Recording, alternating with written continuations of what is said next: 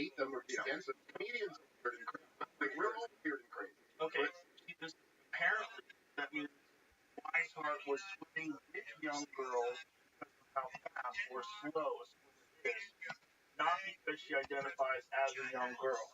The competition is presumably separated by gender, where Weishart is competing against females while being biologically male. And also, I think act, so which is also the weird one, right? If you be a woman, but you didn't have to try it.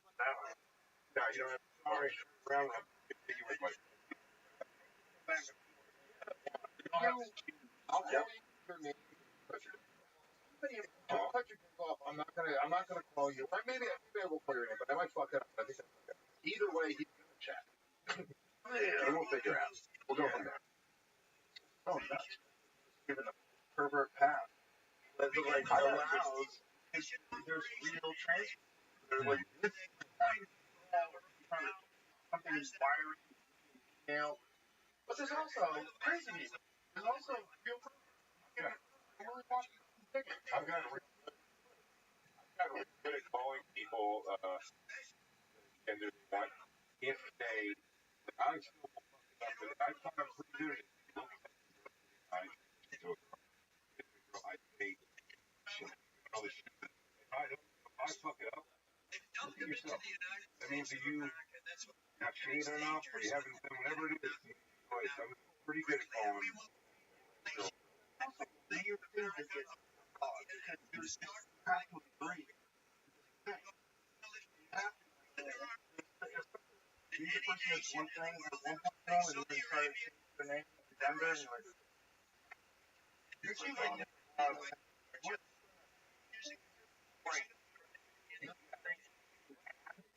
Fuck it up and call you Harry. Well, that's the weirdest part of all.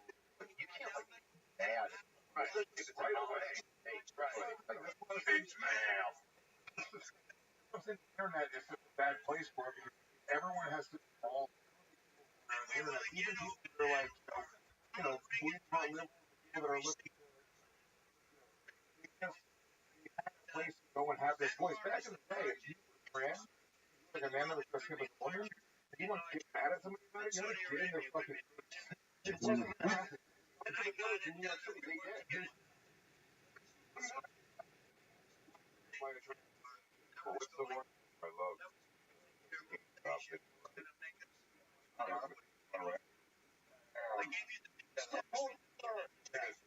That's not a man that I think.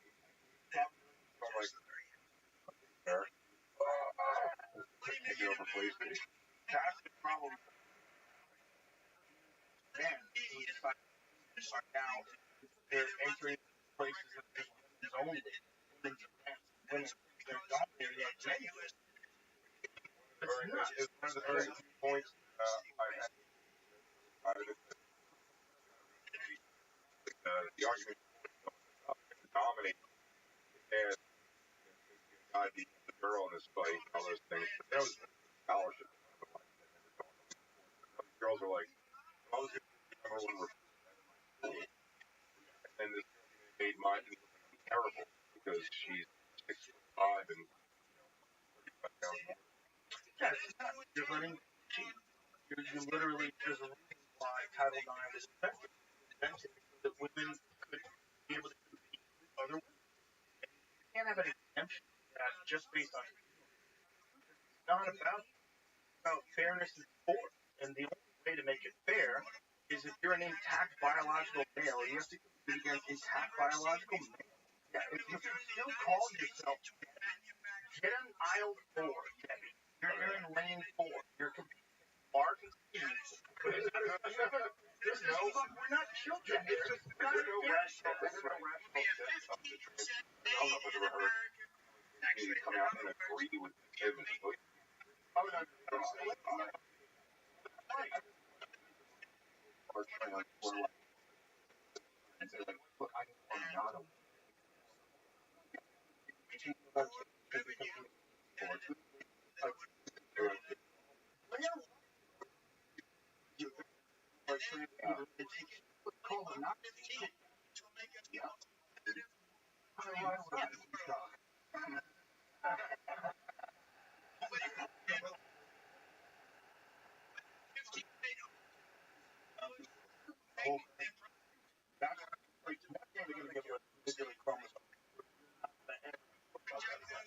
James Kaminsky, how you living, pimp?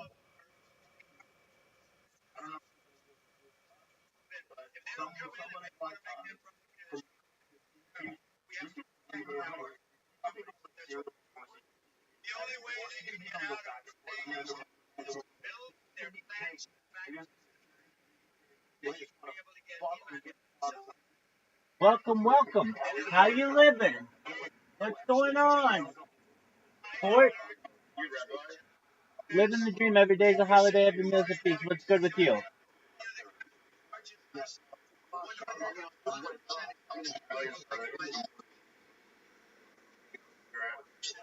Excellent. There you go. That's what I like to hear. Do you like the NFL?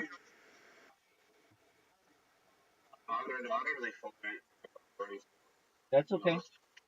Trump is having a press conference on on X. It has 11 million people watching right now. That's the most I've ever seen in any event on X.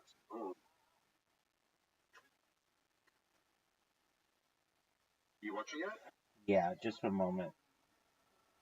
Elon Musk is there. Here you go. I'll put it by the speaker.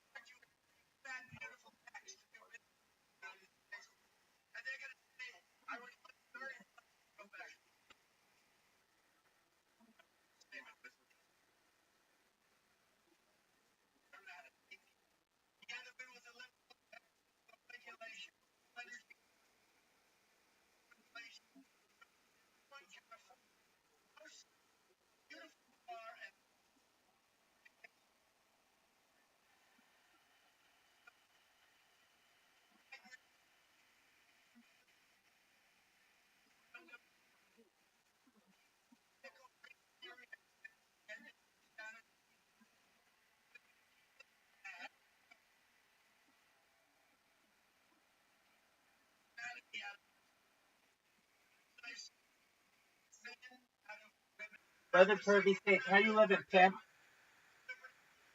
Dude, I'm slanging dick like it's going out of style, dude. How about you? Excellent.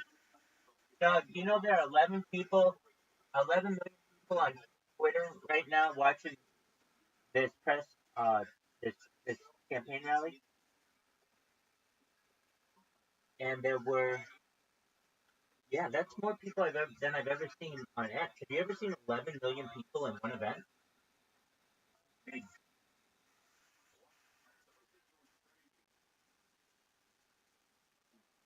Um, Early November. I don't know.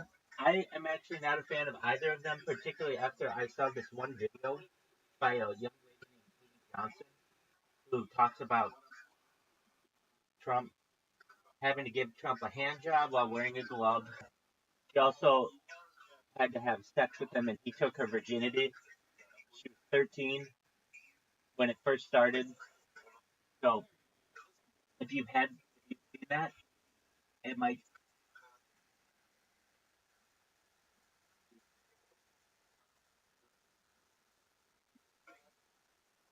Or Doug. Yeah.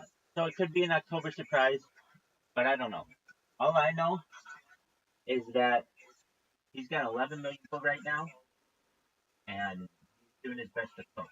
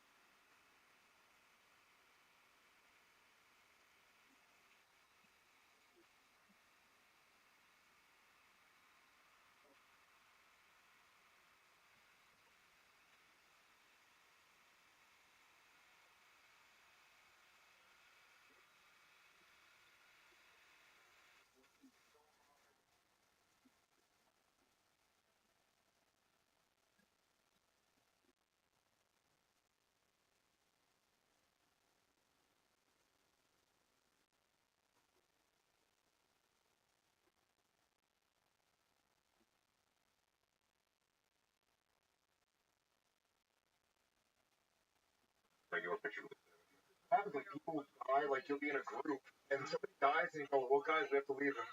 And somebody dies, and you go, well, guys, we have to leave him. And you're like, what? Not only that, you have to leave them while they're dying. Yeah. You can't help them, you have to just go. And they're just going to die a slow death. Look at these guys get trapped. I can't believe people agree to, like, do, like, death sentences. Like, there's something the submersible, like, do, like, death sentences. Like, there's something the submersible thing that was just, like, everyone was, like, cheersing champagne. And then, like, everyone was, like, cheersing champagne. And then it ends immediately. Oh, they saved that guy. Look at that trap. Oh, my God. That trap like that? That's it? Slowly die, wishing you could just get shot in the head. Slowly die. Oh, and it's just to get to the top, so you got to. What they call it? What if they just turned that spin phone on to get on? Jim on 3, got some new ideas for the show. Oh, we got it. Like, I want to say something to Brian Redband. Here's years late. Yes, I've been on board for 17 years. Okay. What do you guys think? Pretty well. Does he like us? When I say us, I mean you two. I think this joke I'll have to broken.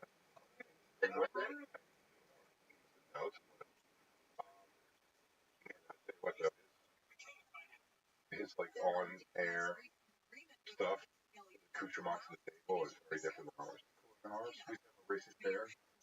I like to think we're getting there. We are. No art out of drones or stuff like that. Actual dinosaur head. The real skull. Yeah, he's actually a real UFO. We actually went to Mars and UFO.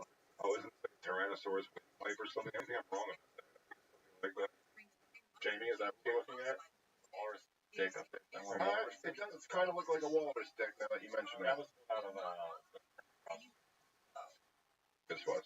I don't think being very on there. That was. I don't know why. Why like that's about it. Everybody take a little thing. They take commemorative coin. I'm gonna take Dice's cigarette. Yeah, I don't know if you do anything. I'll be back. Shit. It really does. We're having fun. Jamie was telling us about this. Yeah, unfrozen walrus stick or something. Yeah. That's it. Oh, no, it's not. We actually have a walrus. What is it? What kind of bone is it? What kind of bone is it? The walrus stick bone. Where is that? Is that in the other studio? Not up there. We got a walrus stick. Is it not very big? It's very fucking huge. It's giant. Wait, the walrus sticks actually have bones? Yeah, what is it called? The proboscis? What is it called? Something like that? Dude. Isn't that a nose? Isn't it proboscis nose? That's whatever. That's right. It's called a baculum. That's it. That's what they look like. They're giant. And that's an actual walrus's cock. Yeah. That's why they're always hailing Hitler. Big fatty. Yeah, it's actually a bone. Because nature doesn't have time for your heart on it. You get a bone. With us, it's like too complicated to raise kids. Like, you gotta be really into this. I want you to be like in the mood. Yeah. Fully committed. What, do dogs have bones? Yeah, dogs have bones. No. Yeah, they do. Yeah. Dogs have bones now? Isn't that a recent... Are you fucking with me right now? I think cats have. I don't know if dogs have bones. Yeah, I don't they all have bones? Isn't the Loch Ness Monster actually like a whale flipping upside down and a cock coming out of the water? I've heard that. The Loch Ness Monster photo, the famous one, is fake as fuck. But they said it's actually... If you see a whale flipping over on its back and its dick inside, it's what it looks like. They said probably what... It's horseshit. Or it's a sturgeon. Probably a sturgeon. Canine back. Yeah. Yes, they have dog dicks. They have dogs have a bone in their penis. Yeah, it's called so they have the same thing, baculum. Yeah. It doesn't look like it has a bone in it. I think it's only us. I think the chimps and the primates are the ones that God doesn't trust. Yeah. That is just... They want you houses. God made it. 100%. It's too easy for the fuck, so the bone dies off. That's probably what happened. Because if we just bred, like, we're already overpopulated. We're a fucking part of the country. Every part of the world. Which one? Oh, we got robbed. The cool ones. This is Gorilla and chimpanzee. Back to one with the dogs. Did you watch that thing yet? The lady who was a chimp crazy on HBO? I love it. Did you say gorillas on the bone? So that's exactly what happened. You do not want to fuck We by a gorilla. developed Yeah, a wolf chick. A bear dick? That's what happened. We were like, I don't need the dick bone. I want to figure out the space travel. You can't figure out space travel if you have that dick bone. You can just like it's one or the other. Once they develop the bulletproof skin, the next thing is going to be a reemergence. And then it was going to fight against it, Viagra. They're going to be like, fuck you, earn it. Yeah. That was, you put a lot of bulletproof skin because this thing was only up the ladder. You gotta follow the money. It's going to be a little dick bone for sure. If you're going to put a dick bone, why make it a regular? I like to think that gets crazy. The CEO of Viagra, like as this podcast is out, is in a room somewhere going, they're talking about it on the Joe Rogan Experience, all right? This threatens our entire business. Once AI goes live, bring back dick bone. Pretty devolved enough. We realize it's like a limit. You get to the end of the road and civilization has to collapse. In the meantime, we're going to dick bone.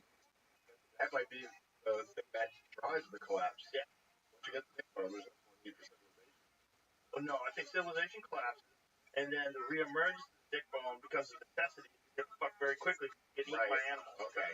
All right, I get it. Yeah, and so there's madness, cannibal gangs in the streets, fucking block takeovers, times a million.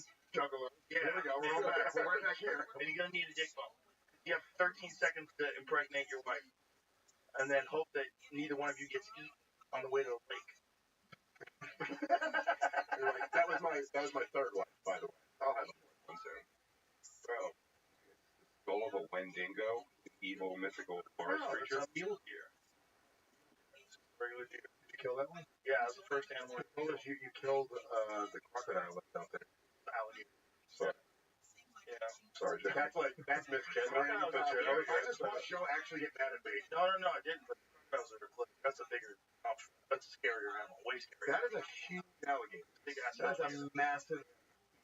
Big ass alligator. Wait, the crocodile is scarier than the alligator? Yeah, way scarier. And what is it that makes it scarier? Way bigger, way more aggressive. Some of us are like, Yeah. Fucking. They found a bunch of them. And there's no mammals left. 90% of the mammals in the Everglades are gone. Crocodiles? No, the pythons killed pythons are killing alligators. They eat alligators.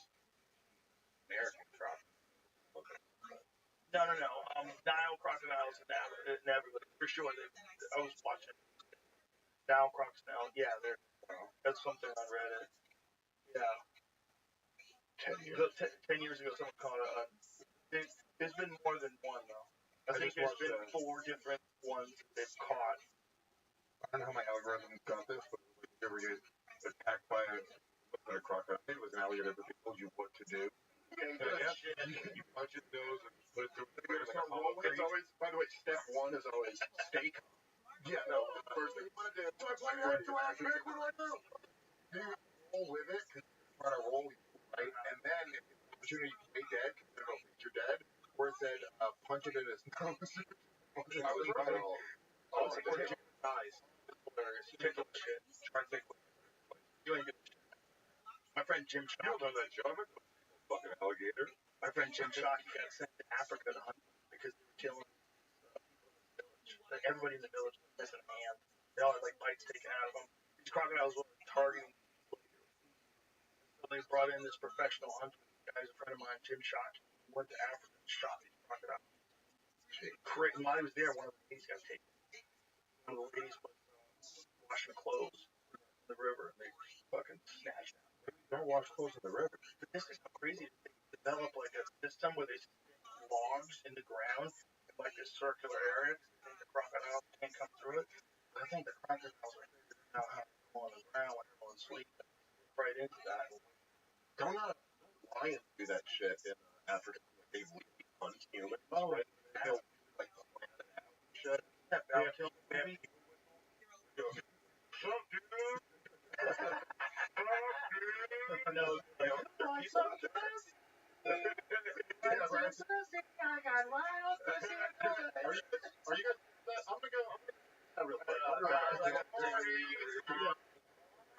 want to suck your dick. Why does the predator comes down and fucks people up? Why doesn't he hunt it that way? With calls.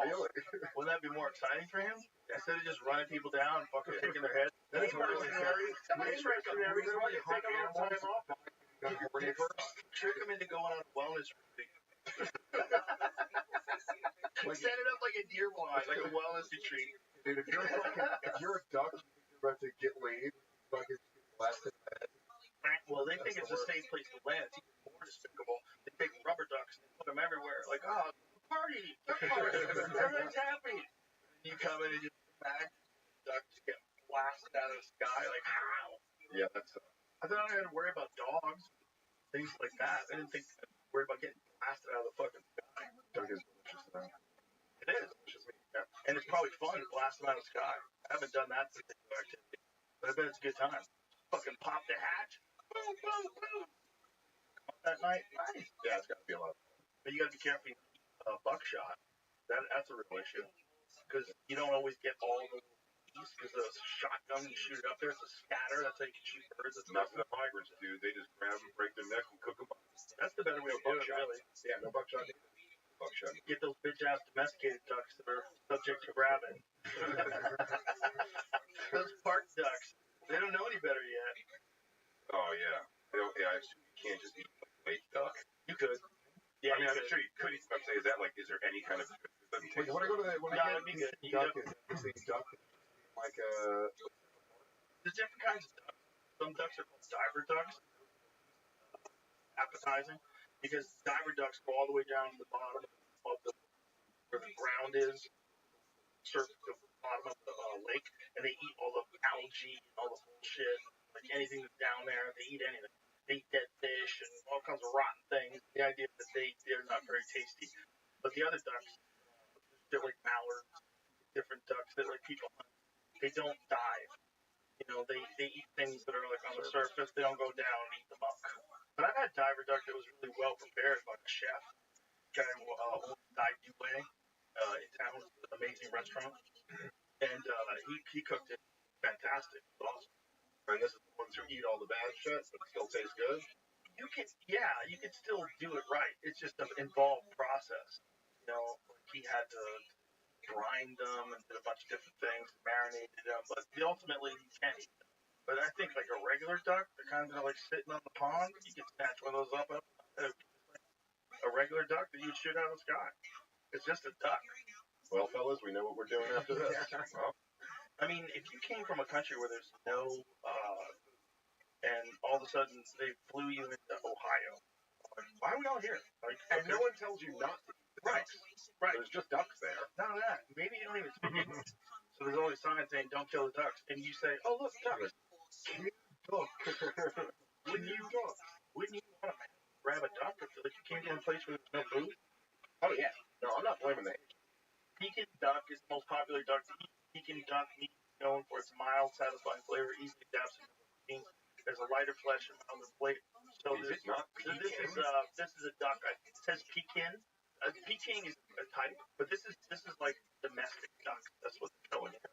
So like if you buy duck in a restaurant, you're not really buying wild duck. You're buying a domestic duck. But there's wild ducks that taste really good.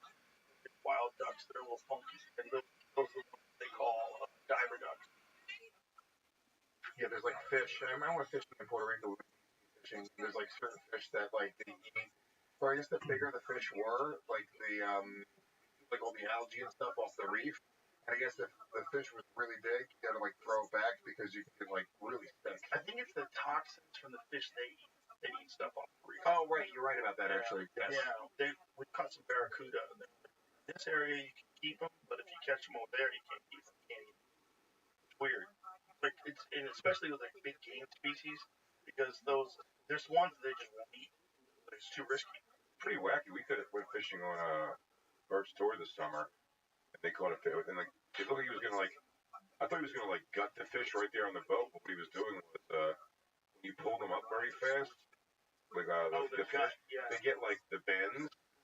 So it looks so violent, but they're actually saving the fish. They're gonna throw them back, and they just stab them almost underneath the thing, and it just lets the air out, and they're able to live. Fish get the bend? Yeah. Yeah. The pressure that their body has to be under when they're 500 feet underwater is insane.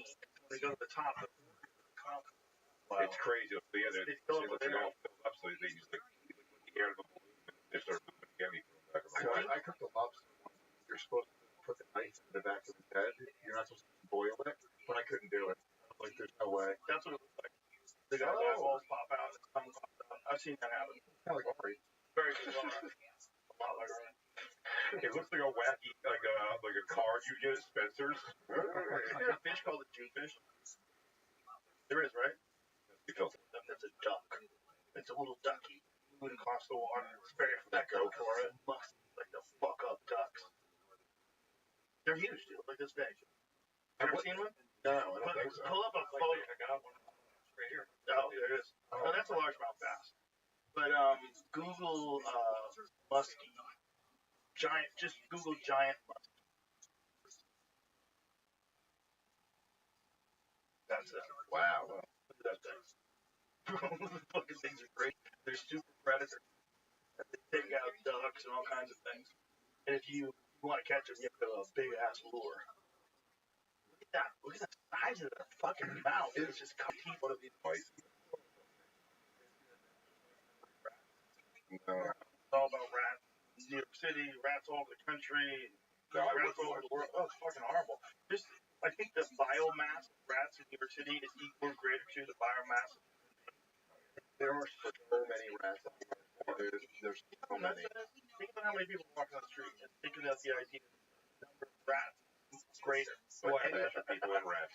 Rats and cockroaches and cockroaches eat rat shit. Do you know how horrible the entire underneath New York City is? This is dirty. There are approximately 3 million rats in New York City, which is to a third of the population. Way more. The 50% increase from a decade ago. This is the AI overview. Although we do have a rat czar now. Maybe she's doing her shit.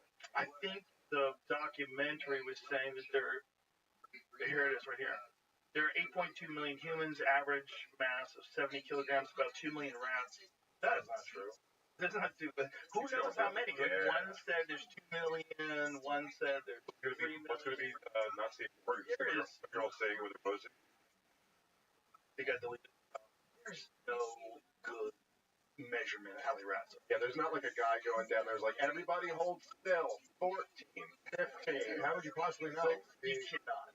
They just justify their job. Way, tell me how many rats there are in New York City. No. I parked my car once. It was back in the day when I was payphone brother, and I was pumping gas in the Bronx, and I went over to this payphone. I'm on the payphone. I'm watching rats jump out of the wheel of my car, jump into the engine bay, jump all around it. They were coming out of the sewer and jumping on the car. It was.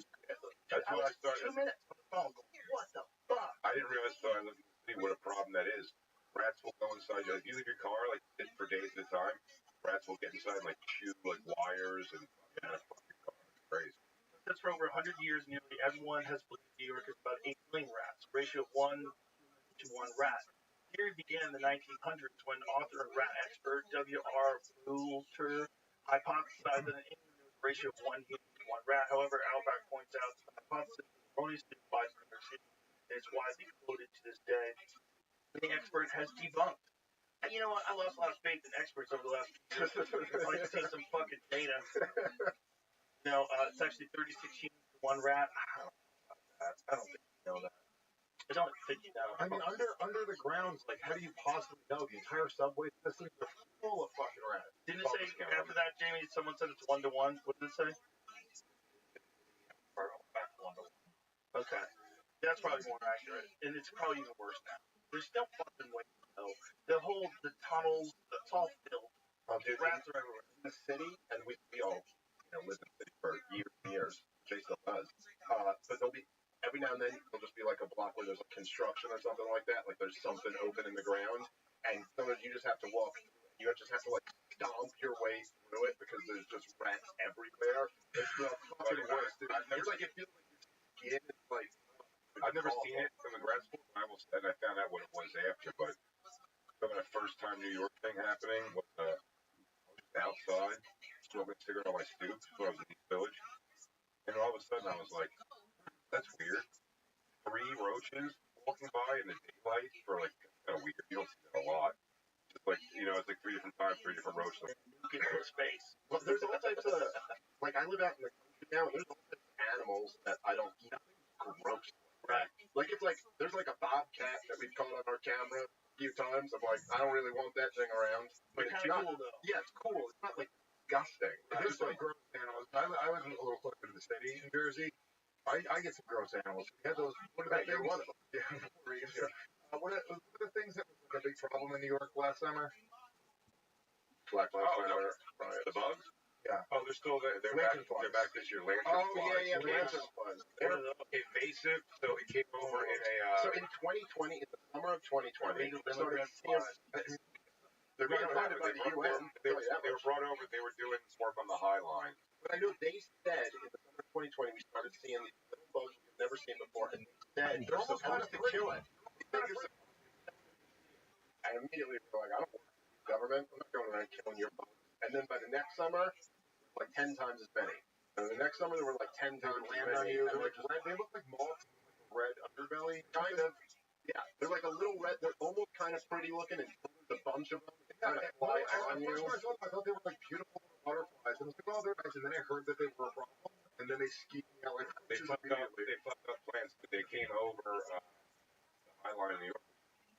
They brought in plants from China, and they came in here. Is that why? They came in adopting these plants from China, and now it's just they are there, and it's crazy. It's about a month and a half.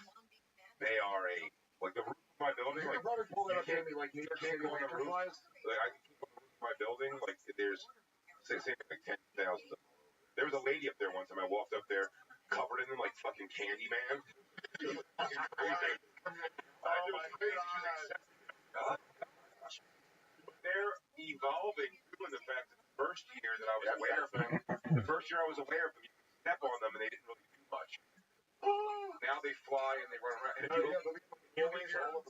you have no screen on your window, if you open a window, there will be 100 of them in a room. Oh my god. It was only like this for like 2 weeks last summer, but there were 2 weeks when my yard was on. Yeah, like you just could not go. And what are the ones that come up every like how many years they come out of the ground? Cicadas. That's in Jersey as well. Like Cicadas are cool. They make cool sounds. they make so you find their like carcasses, like the hollowed out carcasses of their bodies all over But the they're place. not trying to run through the back. On these things are they're killing all like plants and stuff. So it's really bad. But they're like, if you read one article, it's like, here's New York's 5-year plan to get rid of the lantern flies, and the next article's like, they're just here. Like this is going to be a month And they every came year. from where? China. Wow. China got us twice. And they land on you. They're not afraid. That's it. 2 strikes, China. Don't you try this shit again. Did they come over? Did they land right on your face, your head, and your body? Did they come over in some sort of a cargo ship or something? Yeah, I think it was in plants they were bringing. I'm pretty sure Fauci made them. That's pretty cool looking. Maybe they can vaccinate us that way. Genetically engineer those to run around vaccinating people. They would do this thing in my old place. We used to like we'd have like there's like a sliding glass door. We'd have just like the screen open, and it was like in the weeks where it was bad. Every 10 minutes you'd look over there, and there's like 4 of them on there. And then you hit the screen, they kind of fly off, and they just fly right back. And if you like left the room and came back, you come back and like oh, I'm just gonna yeah, it's not fun. I'm a real chick when it comes to bugs, creepy things. You're normal. Yeah. People who like bugs are weird. They are. Yeah. People keep bugs in their house. Oh, that's true. Oh yeah, anything. He's not my thing. So I met a girl years ago from a diner. Turns out she was a tarantula. It was a tarantula. That's right. It was weird pets, and in the final straw where I left. We didn't hook up because when she was like, "Oh, you got to let my albino rat crawl on you," and I was like, "Let's go. It's not worth it." I had a buddy who hooked up with this girl. She had a crocodile monitor. She had a crocodile monitor in her house. Pet, you can get it as a pet. Wait, what is it? crocodile monitor. The creepiest looking lizard that you could buy from an exotic pet store. You can buy them. You can have that. This girl apparently had that. He was like, yo, red flag. Yeah, the girl remember Jimmy's got an iguana that I hate. So he thought she was on Games of Thrones. She had her own dragon. Oh, you said you watched that Chimp Crazy thing. Yeah. It's lonely old women who throw hard on emotion into anything in the world. Yeah, women are caregivers. What is A lot of women are. They get chimps? They wanted to keep these chimps and raise them. This chimp attacked her friend, tore her face off. Oh, was that for 911? Yeah. The documentary's not about that lady, but they talk about that situation. Oh my God, that one is horrifying. When is that lady got a chimp after that? Another one. She missed having her chimp. Even if cool, he got murdered. I went to that the Doc Annals place down in Myrtle Beach with my son. Like it was in the Tiger King documentary. Yeah. But they didn't just have tigers. They had like baby tigers, which was awesome. But they had like chimps that came out, and they had like it was really really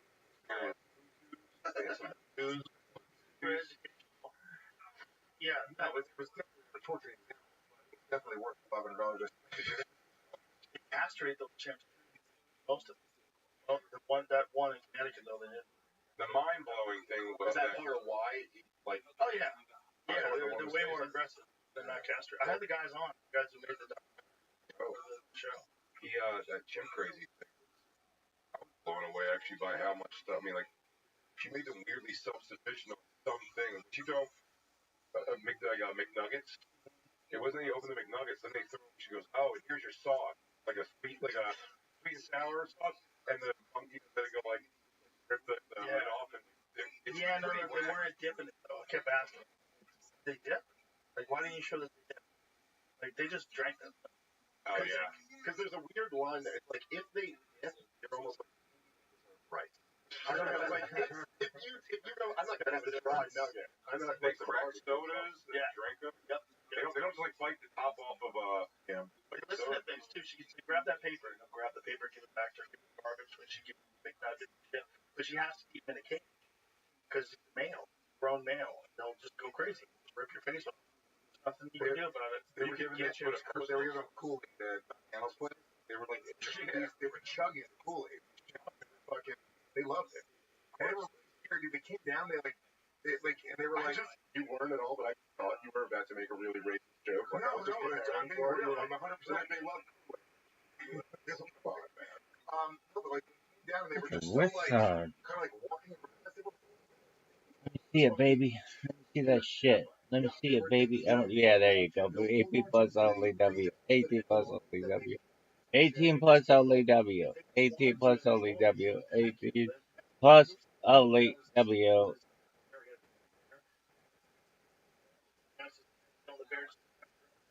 I know. Thinking of the one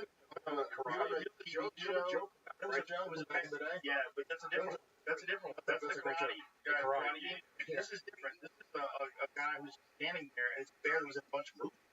A bear that was like a trained bear. Bear out of nowhere just decides to rip the guy's throat. What kind of bear? Grizzly. Yeah, those are. Because what do I got in Jersey by me? It's black bears. They're not a dill kill. Oh yeah. They're terrible. They killed a kid at Rutgers. It is so funny. When someone has to scream though, like the name they give the chimp stuff, like Mr. Bear. Mr. Bear. Because like they, all of their like stories, shows, it's all like nature personified and things like that. Like I remember like my daughter when she was like 3 asking me why like bugs are running away from her. Like why is the spider running away or whatever it is? It's like why, honey? It's like, well, you know, he thinks you're going to kill it because you might actually kill it. But then you almost, bears, especially the young ones, look so fucking cute. But you just look at them and you're like, oh my God, they're dead already. Tiger cubs are cute. It's nature's dirty trick. Yeah, it is the awful thing. The problem with, like, they said about, like, having chimpanzees as pets. Like, for a while, it's totally fine.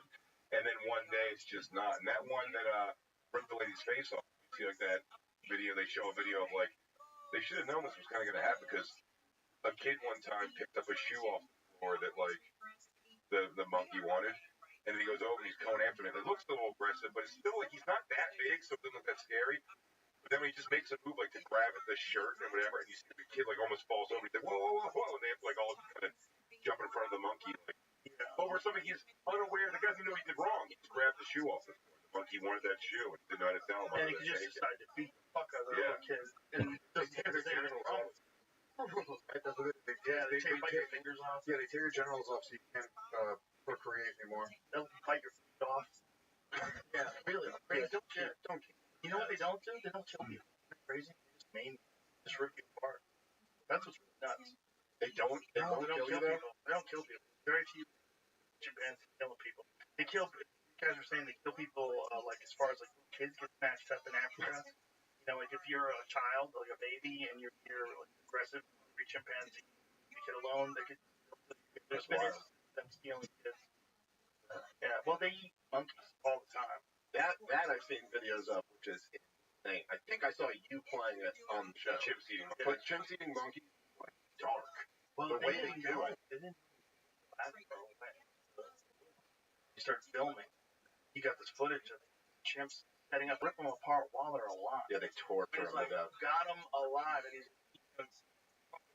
first just pulling chunks of meat off them. And they're ripping arms off and handing it to their friends.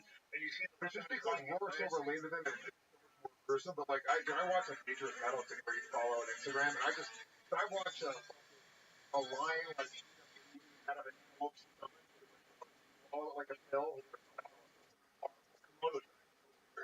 Swallow it.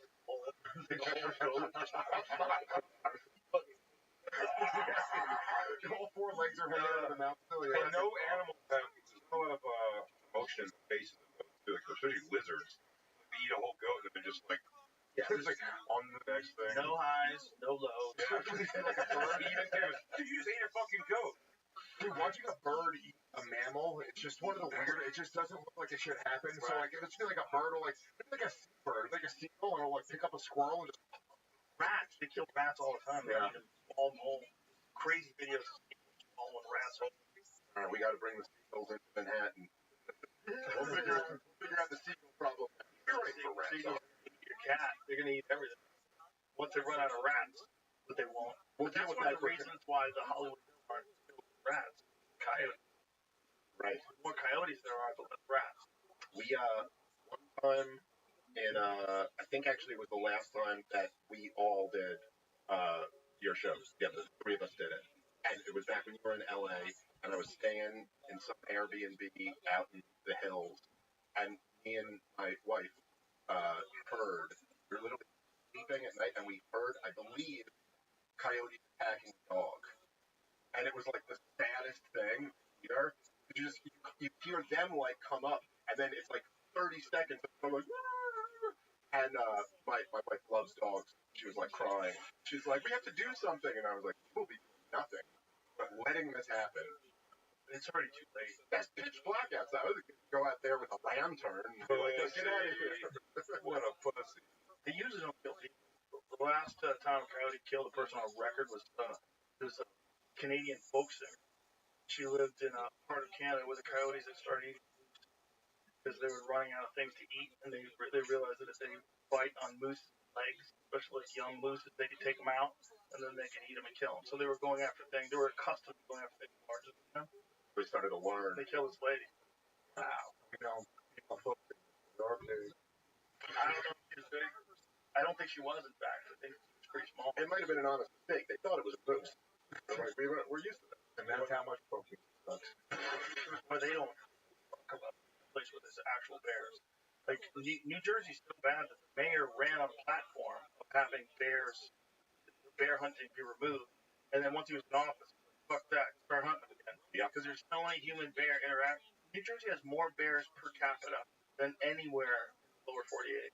Yeah, Really? Yeah, New Jersey. New Jersey got a lot of bears. Got a lot of crazy wild mountains. Because the thing is, You forget about the mountains. Like it's rural as shit. Rural as shit, well, man. Jersey New is York as called well. the Garden State, Yeah. but everyone, they think of Jersey, they think of Newark, Camden. Or Jersey Shore became so big that when you say Jersey now, you're imagining the dyed hair and the fucking guys. Most of New Jersey Beautiful. is not anything like that. It's just mountains and woods. And, A lot of mountain people.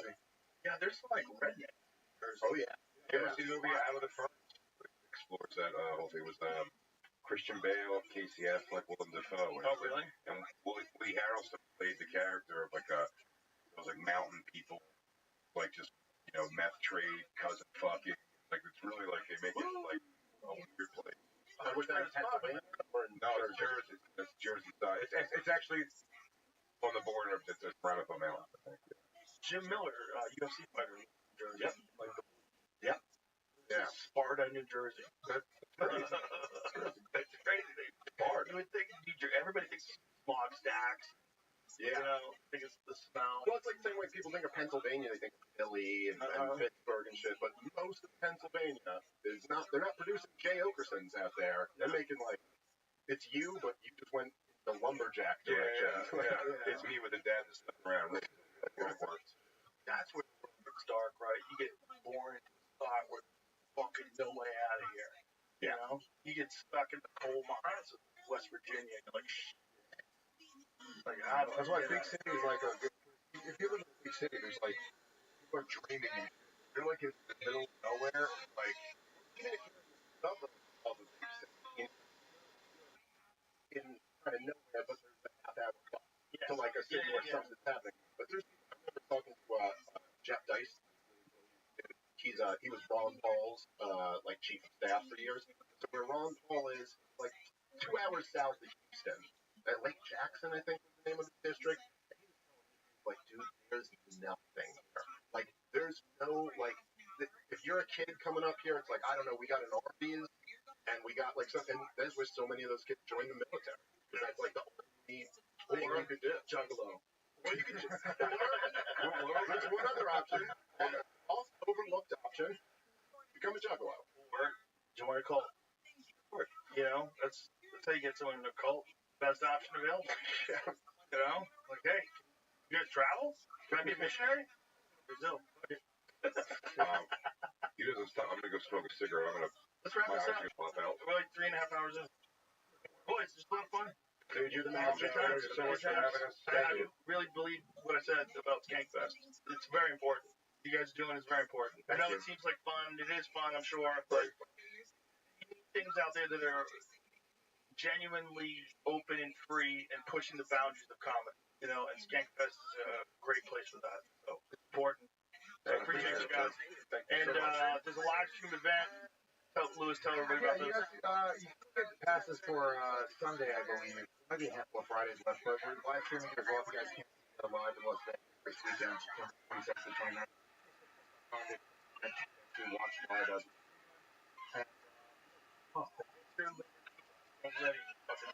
Oh yeah. Michael Hummel, Zion. All right, gentlemen. Fun. Good man.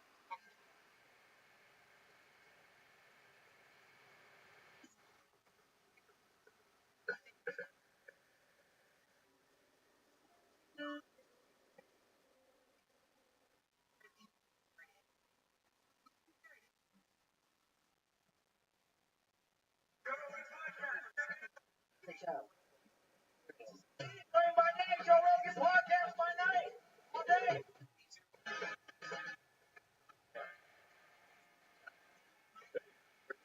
Thanks for having me. By myself, laughing out loud. I watched it in the sauna. I watched it in the gym. I watched it. It's one of the best comedies I've seen in a long time.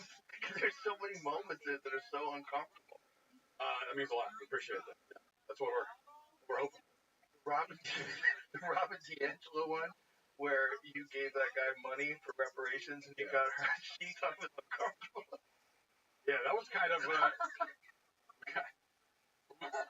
When we had the idea for the film to talk about race, we knew we needed to. Well, I didn't think we'd get her. Figured she'd be a lot more cautious. Yeah, savvy and cautious. But apparently she has no idea what's happening outside of her bubble at all. So she didn't know who I was, and I gave her my name. And she didn't know. But we kind of went into that knowing what the end was about. If we could get her. Came up with that idea, went to a bar the night before the interview, came up with this idea. Could we get her to actually pay reparations to Ben, our black producer? And we had to kind of talk him into it. And, it was really just like, in real time, I was there for about 2 hours. And it was an hour and a half of the most mind-numbing conversation. None of that's in the movie because it's just fluff questions. And I'm repeating back to her own ideas. She goes up to space, and then you got to build to it. Finally, and she'll probably go along with it. And she did. I mean, you saw we go through we have a whole series of exercises we want to do with her. She did it. She was game. So that was one of the first things we filmed. So after we got that, we have a movie. I feel like you got your money's worth for her. Seeing as run around with this thing on, this is hard to do. Like, you can't see shit. You can't breathe. So the idea that he missed the kids. The furries are doing a lot more than running around with it. I mean, design special ones. Yeah, you want to know, but like a hatch. But it's actually a perfect example of something happened. It was a little bit unpleasant. Yeah, it's not a big deal. There's a million kind of race hustler bubble. You don't see it that way, but that's interesting. Nobody wants to pull it out. Nobody wants to say, like, you can think, oh wow, you have to listen. That's part of the problem. Like, you can't say, are you sure that's racist? Because then you're a racist apologist, and then you're racist by proxy. Yeah, and how do you know? So how do you know what's that other person? How can you ascribe motive? It drives me nuts that this is what we do now, where if someone does something or says something, someone else is offended by it, that person who's offended gets to decide what the intent was behind the other person's action, to the extent that if the other person says, no, this was my intention, I'll tell you what it was, they don't get to have a say in the intentions behind their own actions. They are suddenly not authorities in their own behavior. This other person who was the offended party gets to inform you what you meant by that thing, which is really what the movie's called Am I Racist? But in reality, there's only one person who can answer whether you're a racist person, and that's you. And if you don't think that you're racist, then you aren't. Because racist is a thought process. If it's not in your head, then you're not racist. You might have stereotypical views about people of other races. Everybody does to some extent. You might think things that are even insulting about people of other races, but it's not racist. Racist means you hate people of other races or you think they're inferior to you. But you could be not a racist person and think that, whatever, Asians are bad drivers. You think that stereotype is true. Whether it's true or not, you just happen to think that that's a true thing about this group. Doesn't mean you hate them. Doesn't mean that you think that they're inferior. It's just, you can say frat boys are annoying, not hate men. Exactly. Yeah. This show is sponsored by BetterHelp. It's a really healthy, good thing to talk about what you're going through with people, the good and the bad. Don't keep it all bottled up. And sometimes that can be friends or family, but it also helps talk to pros. And that's where BetterHelp comes in. It's therapy that's totally online, which makes it so easy to get started. You just fill out a few quick questions, and they match you with someone to talk to. And if you don't get the right match at first, you can switch therapists at any time for free. It's easy, it's flexible, it's wherever you are. Seriously, it's a great thing to try. Scan to get started or visit betterhelp.com/JRE today to get 10% off your first month. That's betterhelp.com/JRE. This episode is brought to you by Blinds.com. Do you know that right window treatments aren't just about privacy? They could actually save you some serious cash on your energy bills, too. But is it really worth the hassle? It's a lot of waiting for some pushy salesperson to come to your house with an overpriced quote. Sucks, right? Well, say goodbye to all that nonsense, because Blinds.com has revolutionized the game. Blinds.com lets you do a virtual consultation with their award-winning design experts whenever you have time. No pushy sales rep in your home. Just hop online, and Blinds.com will send free samples right to your door. How cool is that? Whether you're a do-it-yourself beast or you prefer professional installation, Blinds.com has you covered. And guess what? You can get your entire house done for one low price. It's something that like people are always concerned about. There's something that happened in this country somewhere around 2012 where things really, really ramped up. And it just became much more of a subject that was like constantly around, worrying about racial bias, and it ramped up, right? It ramped up. You get to the point where you have these race hustlers that are saying everyone's racist. You must confront your unconscious bias. And you're just constantly hearing about it. I think you're right that it was around 2012. BLM payments and formation 2013, I think that was the trade on.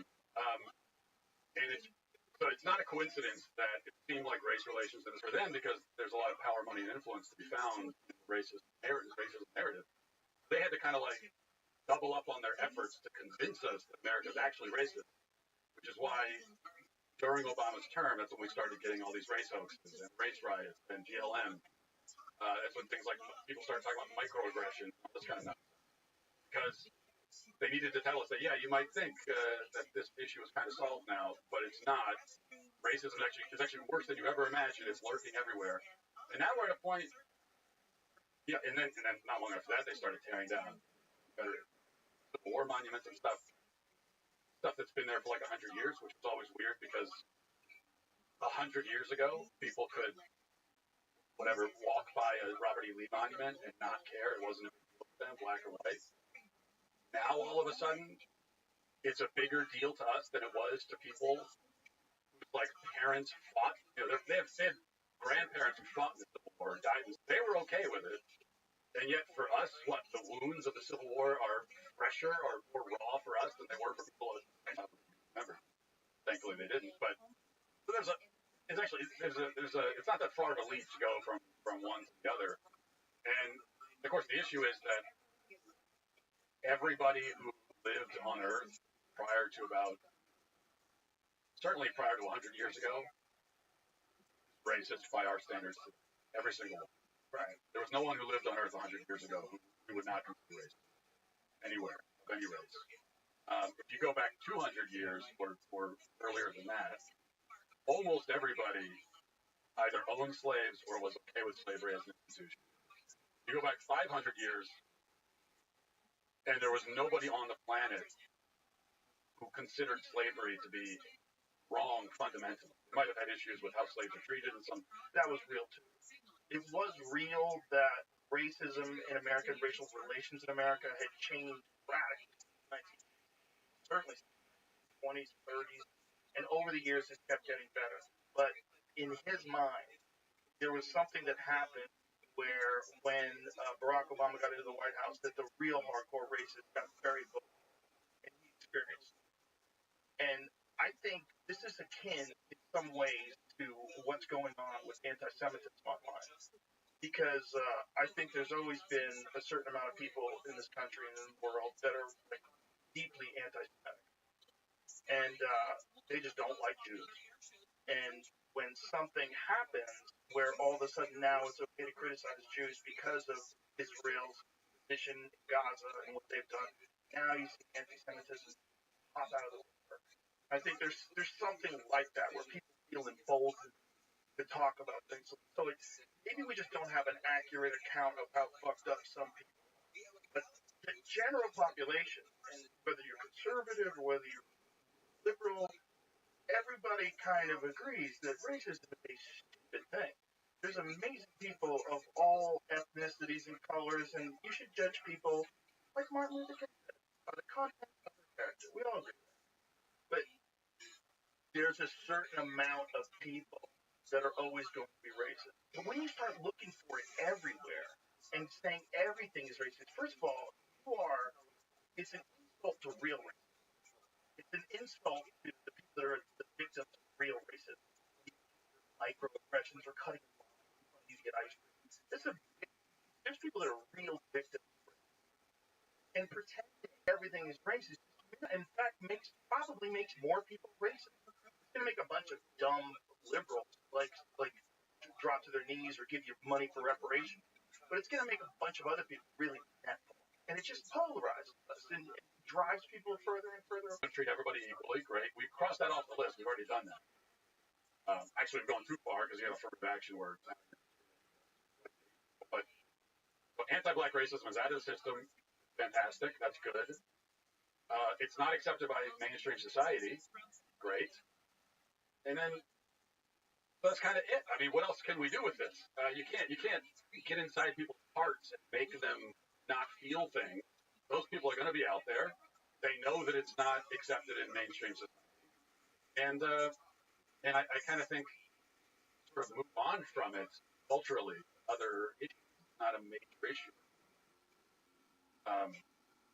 But they won't allow it. And you're right that then it's got this pendulum thing where, okay, well, if you go after white people and you demonize them relentlessly, and you do it practically from birth now through the school system, some of those white people Discourse. There's no real, there's no discussions about whether or not what people are saying is correct.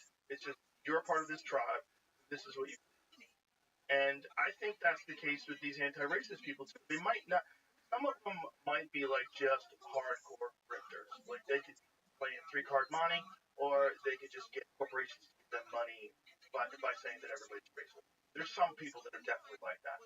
There's other people that are just, that's their friend group. Like that's their social circle. Their social circle, all people believe this stupid shit. And they all yap it to each other, and they say it like it's a mantra, and they pray 5 times a day with it. You know, it's really like a religious thing. I think it is like I think you're exactly right. That's why for me, the more, so the grifters that are getting paid, that's not that complicated to figure out what they're doing. Yeah, they're getting paid. A lot of them. A lot of them are. And even when they're not, there's still power and influence, and they're being consulted as kind of these moral gurus, which is very, strokes the ego. 100%. That's rewarding. But the more interesting thing is, like, what about the people who go to those people and consult them as moral gurus? I mean, in the movie we have Race to Dinner, where you got these white women who sit around a table and they invite these other 2 women, Ira Rao or Regina Jackson, to come to dinner. They pay them to come to dinner and call them racist. And it's like, why would you subject yourself to that? It seems like the most miserable experience to volunteer to be broken down and insulted and degraded, which is what happened to women. 2 hours of them just getting, you're racist, you're racist, you're racist. They had to go around the table, confess their racist sins, and they each go and they say what their racist, like what's the racist thing you've done recently. They all confess, and I'm listening to it. It's like none of you have actually done anything racist. All your stories, none of that is racist. There's a woman who said that she's married to a black guy, and he's loud, and she tells him to quiet down sometimes. What wife has not said that to their husband? So, Exactly. I get that one too much. Right. So what I think my wife is racist. She could be. Sexist. Yeah. She's like, what are they getting out of it? well, they're getting out of it. First of all, they're terrified of being caught. So they jump the gun. So they headed off at the path. Like, I'm going to make sure I'm not racist. So I'm going to be anti-racist. You know, I talked about this before, but when my kids were young, like, my youngest was pretty young when they started doing this anti-racist thing at the school, where they said it's not enough to be not racist. This is actually right after we left. Be polite. We don't point at people in public. But then we talked about it. It's okay to wonder that. It's okay to notice that. I think with these anti-racist people, if I was listening to them, I should have. This would have been an opportunity for me to give her a whole lecture about racism and make her feel really bad for noticing that and asking about it. Yeah. And then you create this complex. And yeah, fast forward 20 years, and she's one of these women at a race to dinner. Exactly. Yeah. But it's a very potent thing. I mean, white guilt, fear of being called racist. It's hard for me to understand because, I get called racist all the time, 50,000 times a day, and it just rolls off my back. I don't care because it doesn't mean anything. It doesn't mean anything, but for you and I, it doesn't mean anything. But for a lot of normal people, especially, it's a death sentence. Right, to be called that. It's like the worst thing in the world. Yeah. They're terrified of it. They literally rather be called anything than racist. Yeah. And then, so for them, those kinds of people, when that's the threat, right, when being called racist is a threat, you can get them to do anything. Yeah. And I don't, spoilers or whatever, but in the movie, the last thing in the movie when I do my own racist workshop with these people, and they're all real people, and we get them to join in on some things that are really like morally repugnant, because they're terrified of being called racist publicly. They can't stand that. And the other thing that happens with kids is if you have a thing like you're telling the kid they have to be anti-racist, well, some kids are going to use that as a platform to increase, whatever social credit that they have, and they get feedback from it. It's positive feedback. They get very vocal. The more people are impressed, and the more work they do, the more people are doing great work. And then you get essentially like the racial version of Greta Thunberg. Like, what is that lady? That lady's moral outrage. What have you done? How dare you? And everybody's like, yes, we like what you just did. And so now you do it all the time. And so now somehow or another, a 60-year-old kid travels all over the world telling everybody they're bad, flying around in jets, telling everybody they're bad for ruining the environment. Like, she gets morally superior, virtuous. And for a child to be in a position where they become virtuous is, they love that. They love that. Maybe a position where they can lecture adults. Yes. Lecture. Looking to them as authority. Yes. College people, whoa. The moment they're out of their house, the moment they don't have their parents telling them what to do anymore, now they can tell other people what to do. It's just like, it's one thing that you see online from people who have been bullied in the past. People that have been picked on and fucked with, boy, they like to do it with people like online on Twitter mobs. They like to jump in. I know a lot of people that have engaged in these things. I know them personally.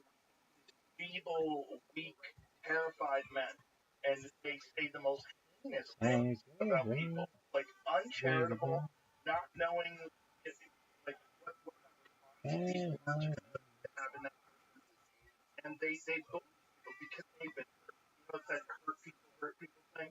That's what it is. But they don't think it's a violent. They don't think it's bad. I'm gonna fuck you, motherfucker, for that one. Hit somebody? How dare you? Scarring people online every day, and you think you're doing it through this. Like one of the things Elon's talking about this, that one of the things that woke does, it allows really mean people. This ideology allows really mean, shitty people to have a virtuous way of expressing that. Yeah, I think that's right. And also the internet.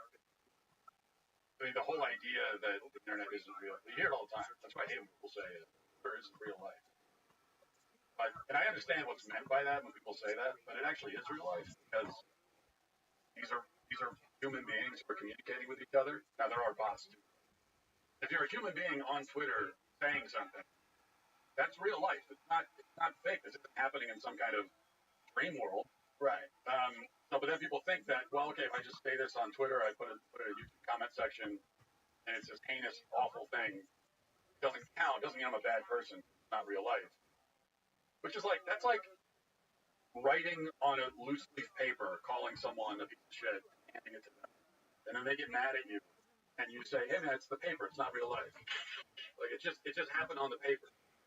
It's a method for communicating. And so I think people have been conditioned in this world that the moral exceptions. So they're not, and you don't have to feel bad about it. Right. And then it turns people into sociopaths. I think it does too. And I also think it ramps up anxiety in a huge way for the people that are actually engaging. The people that actually do it. I think they're just fully anxious all day long. And I think it's terrible for mental health.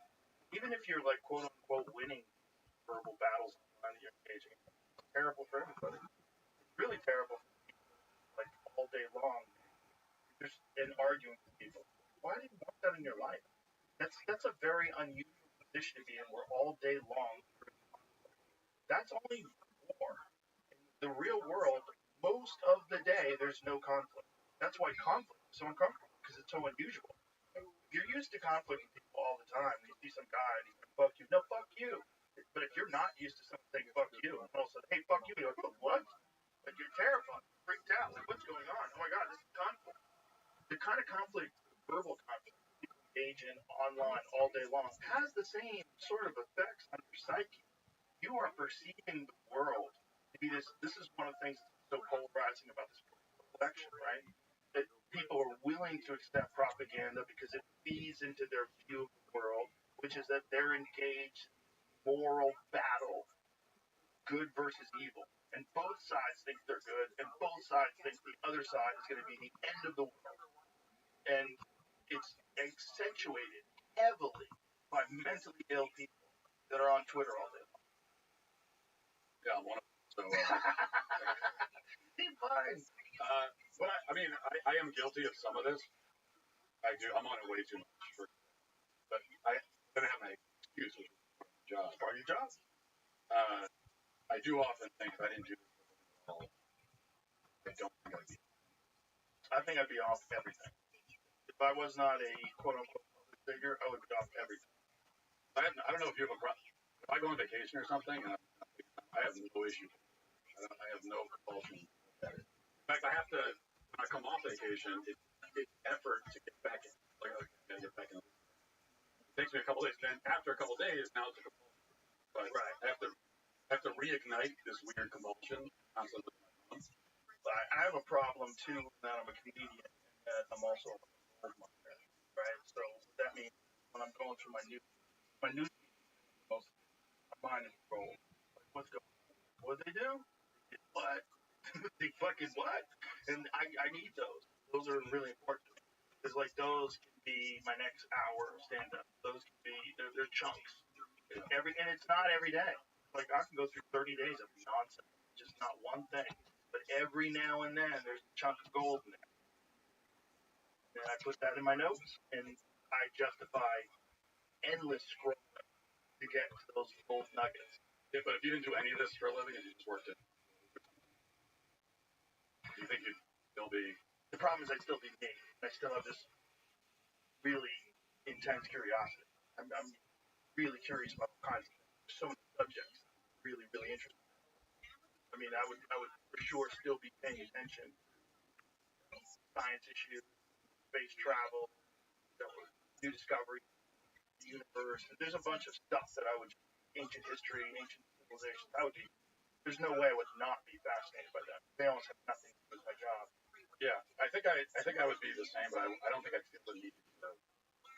I would like to absorb all that interesting information, but I wouldn't feel the need to say, "Hey, world, here's what I think." Right. I would just absorb it. The problem is if you do it just once, you get feedback. People say, I really like what you posted. Oh, great. Then all of a sudden you're connected.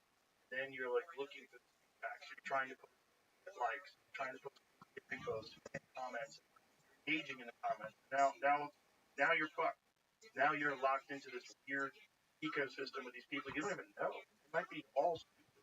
They might be all, really annoying people that you could avoid in real life. Like if you work with them, go to the other side of the office. But now you're engaging.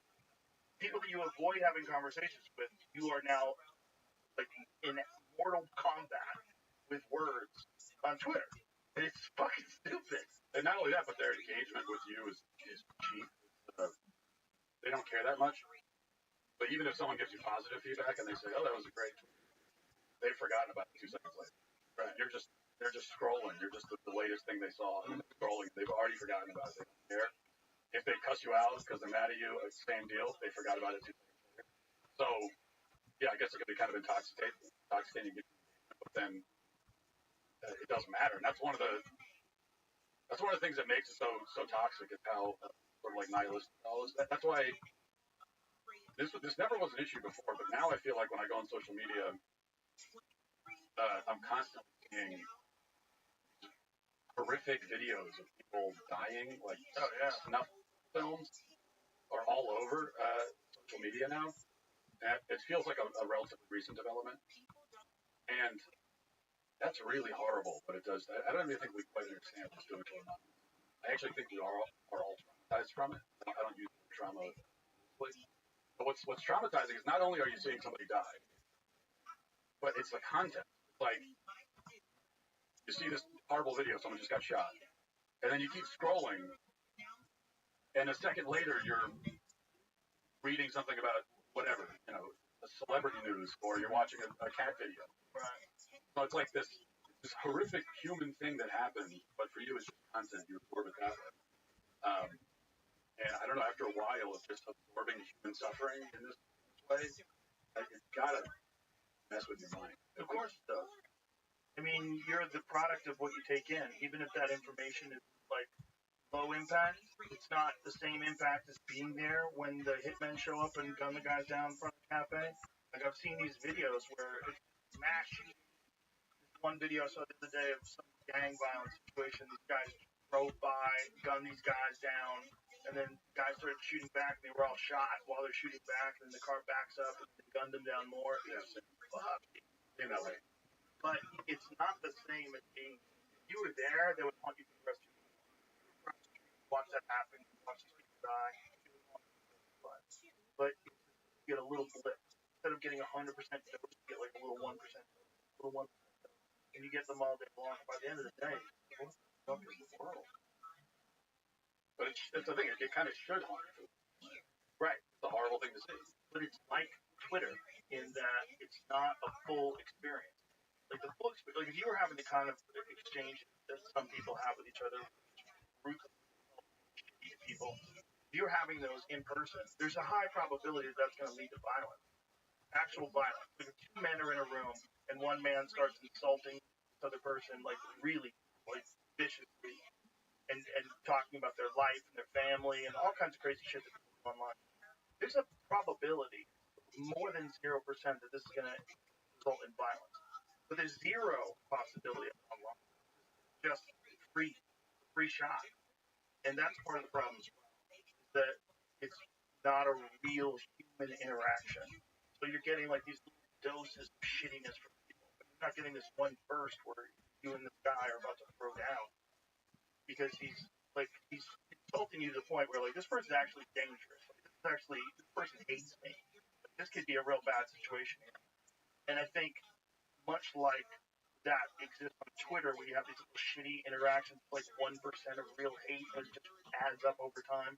That's the same thing as seeing violence, seeing all these executions, seeing all these botched robberies, seeing all these people that get murdered in some third world country.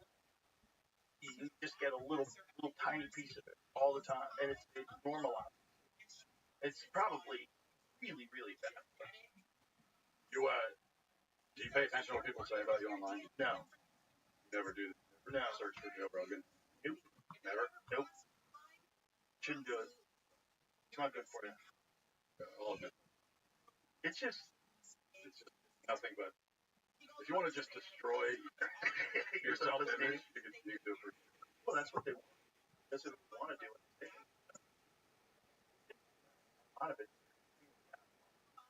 A lot of it is just like the worst possible.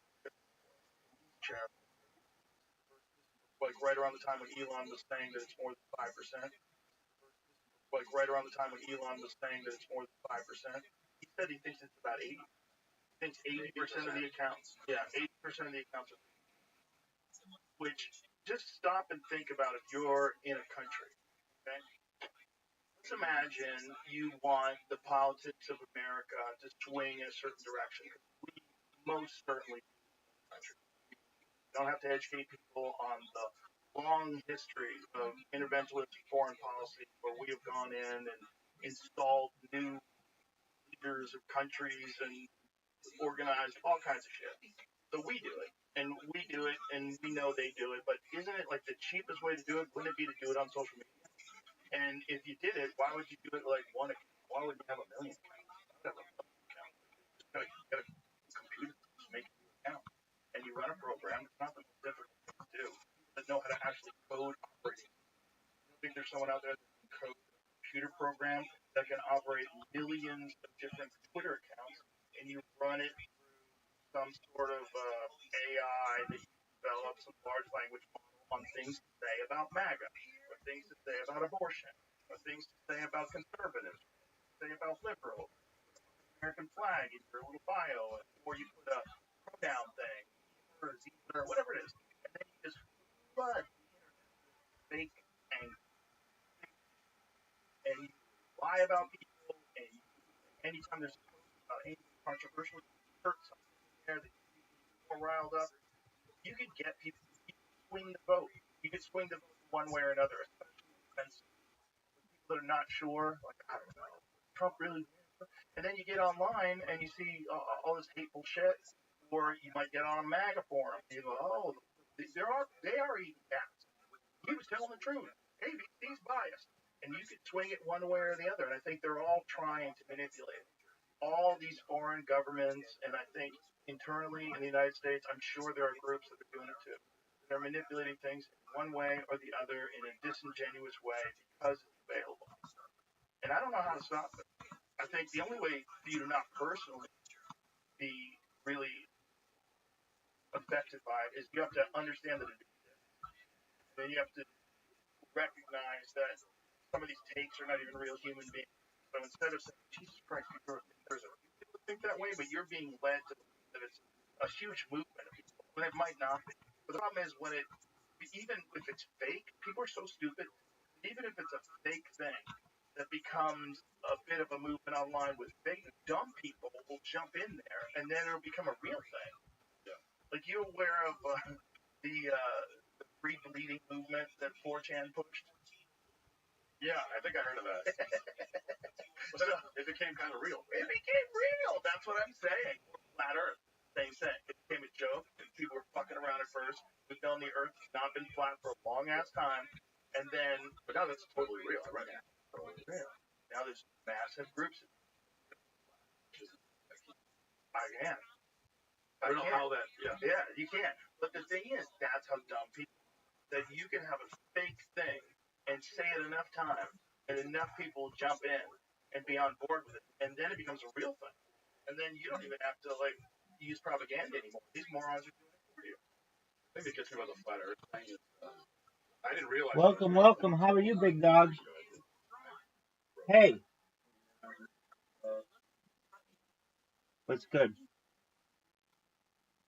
Dog, you don't even know it, but I used to be best rabbi ever on Twitter. I'm also Rabbi Rothschild on Twitter. I had all my accounts banned. Twitter, my beef with Twitter goes back deep, and I got so fucking pissed at Twitter. Like, literally, for the last 1 year. Okay, so here's what I did. I don't know. Israel and I are hooked at the fucking hip. And when October, yeah, and when October 7th happened, I don't know, right around the same time, I just started generating Twitter accounts. It was really, I remember, like, within a few days. So I've been at this about a year. And I had basically had to manually create 2,100 Twitter accounts.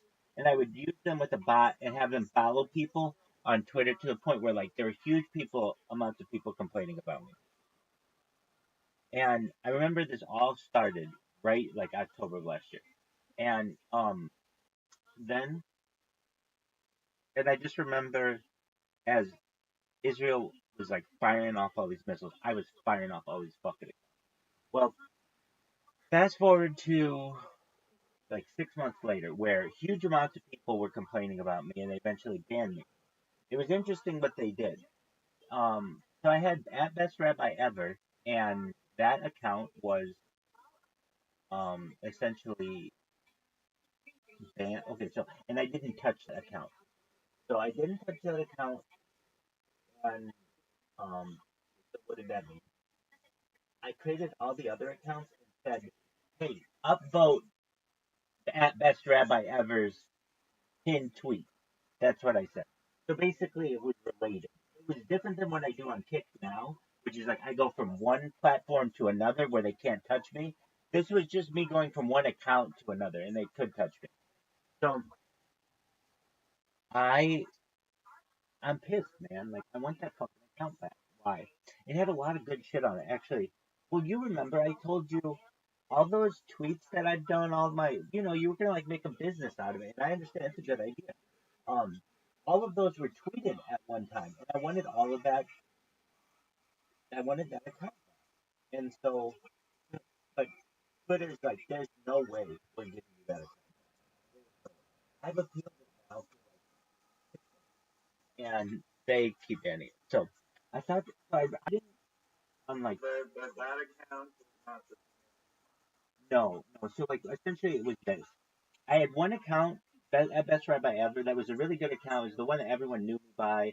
I could go into basically any Twitter space and people knew who I was. And I didn't use that account. I started creating a whole bunch of other accounts that said like and retweet Rabbi or at Best Rabbi Ever's pinned tweet. So even though that account was separate, all these other accounts literally went through and followed like tens of thousands of people and did me, and they reported my original Best Rabbi Ever